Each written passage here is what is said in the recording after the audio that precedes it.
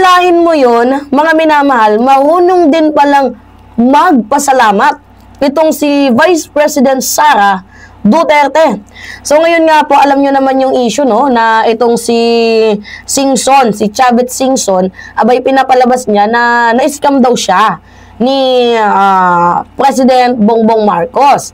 Dahil tinulungan niya daw po ito, panahon ng kampanya, panahon ng eleksyon, pero nung nanalo na daw po, abay bakit parang nagkaroon na daw po ng sakit na Alzheimer's disease itong ating presidente. At sinabi pa nga ni Chavit Singson na last niya na daw po yun na pagtulong dito sa mga Marcoses, at kung sakali nga daw po na tumakbo itong si Vice President Sara Duterte bilang presidente ng bansang Pilipinas, yun ay kung hindi siya ma-impeach, abay tutulungan niya at susuportahan niya daw itong si Sara Duterte. Ngayon, lumaki po ang ulo ni Inday. Meron siyang responde dito nga po sa sinasabi ni Chavit Singson. So, basahin natin mga minamahal. Yan, see? Diba? Okay, alright. Sabi dito, nagpapasalamat ako kay former Governor Chavit Singson. Abay, dapat lang, pinromote pangalan mo, yala nga naman hindi mo pasalamatan, pare-pares lang din naman kayo ng mga layunin. You know what, mga minamahal, itong si Chavit Singson, abay, nakilala yan sa kanyang paghahanap buhay, sa mga sugal-sugal. At beside, kilala din niya na taksela traidor, allegedly. Kaya nga na-impeach itong si Erap Estrada, diba? And malapit talaga itong si Chavit Singson sa mga Duterte. Kita nyo naman sa video kung saan inaakbayan niya noon itong si Pia Wurtzbach. Diba, nanananching. Tapos ano yung nangyari? Iniiwasan siya ni Pia Wurtzbach. Pahiyaan, no? Alright. So, sabi dito, nagpapasalamat ako kay former Governor Chavit Singson. Nagpapasalamat ako sa kanyang suporta at siya sa mga tao na kilala ko na may maayos. Kilala ko na maayos na kausap at may prinsipyo na tao. At talaga ba? May prinsipyo pala na tao itong si Chavit Singson. Yan po yung yung hindi ko alam. Kasi kung may prinsipyo yan, hindi niya hayaan na malugmok yung mamamayang Pilipino. At kung may prinsipyo yan, hindi niya iisipin yung personal na interest niya. Kasi, di ba, the way na pinapoint out niya na tinulungan niya daw itong si PBBM, tapos wala man lang daw response sa kanya, parang nagkaroon ng Alzheimer's disease. Hindi ba, mga minamahal, panunumbat yun? Alam naman natin ng ating presidente, mas inuuna ang kapakanan ng mga kababayan nating Pilipino kaysa sa kapakanan ng mga may mga personal na interest dito sa ating bayan. Syempre, ang ating presidente naman, ay alam naman natin na bakit pa ba kakailanganin ni Chavit Singson ng tulong ng ating Pangulo? Diba? Ba't niya pa kakailanganin? Mayaman naman siya.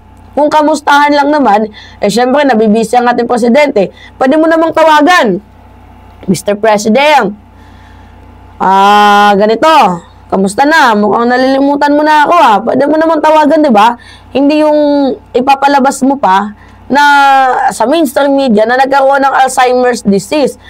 Baka naman hindi ka napagbigyan sa posisyon or maybe may hinihingi kang posisyon na hindi maibigay sa'yo or hindi napagbigyan yung kahilingan mo. Lalo pat ngayon, mga minamahal, isinusulong ng iba't ibang mga senador sa Senado na iban yung mga isabong. Kasi sobrang dali na lang at sobrang accessible ngayon, mga minamahal. Yung pagsusugal, sobrang accessible.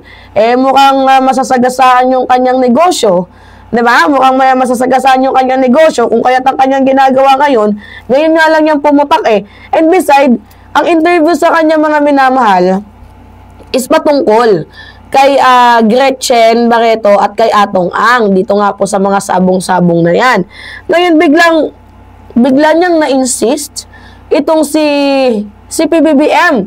Nagigets ninyo, bigla niyang na-insist ang pangalan ni President Bongbong Marcos na siya ganito, nagkaroon ng Alzheimer's disease, masyadong nagpapaklout. Itong si tawag dito, itong si Chavit Singson. But anyway, mga minamahal, despite na nilalait nila ng ating presidente, tingnan nyo naman yung approval rating ng ating Pangulo. Nakikita ninyo, kahit may Alzheimer's disease, okay lang. natawagin ninyong nakalimutan kayo, basta yung mamamayang Pilipino, hindi nakakalimutan ng ating presidente.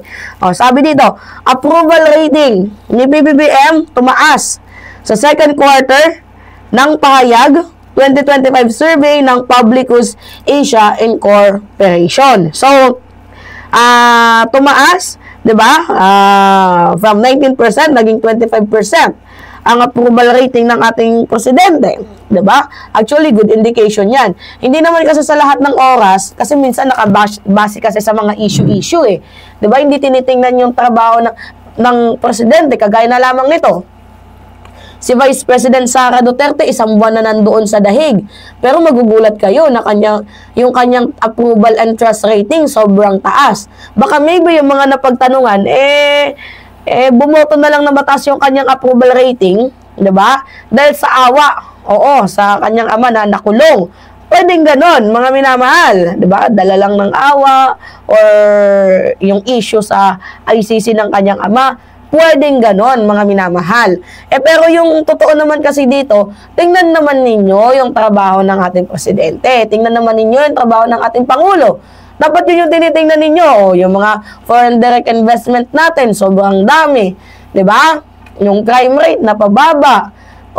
Ano pa ba, mga minamahal? 'Di ba yung ekonomiya natin, lumalakas na yung piso kontra dolyar. Diba? Hindi ba nila nare-recognize yun, yung mga nahuhuling mga floating shabu? Hindi ba nare-recognize yun ng mga DDS? Masyado kasing mga fanatiko. Yan yung hirap, mga minamahal, kapag yung tao masyadong bulag at inuuna yung fanaticism to the point na kahit mali para sa kanila tama, which is dapat maging open tayo sa lahat. Okay, hindi nyo man gusto yung isang tao na yan, as long as meron namang ginagawang mabuti, dapat sana hindi yung reviews ninyo ay negative pa din.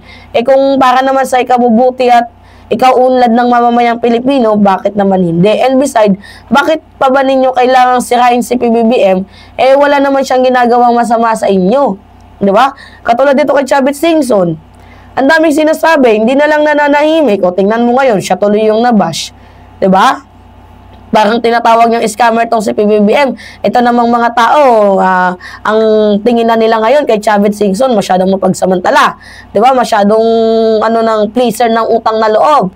Na dapat nagtatanaw ng utang na loob sa kanya. Parang nahihirapan na tuloy yung mga tao na humingi ng tulong sa kanya. Naabot mo na yung tuktok Naabot mo na yung rurok. Diba? Gets niyo, mga minamahal? Naabot niya na yung tuktok, naabot niya na yung rurok. To the point na tumatas lang siya pagka senador. Pero, mataas na mayaman ka na ano pang inaano mo? Pinuputak mo. Diba? Alright, mga minamahal, yun po. Kayo, ano yung masasabi ninyo?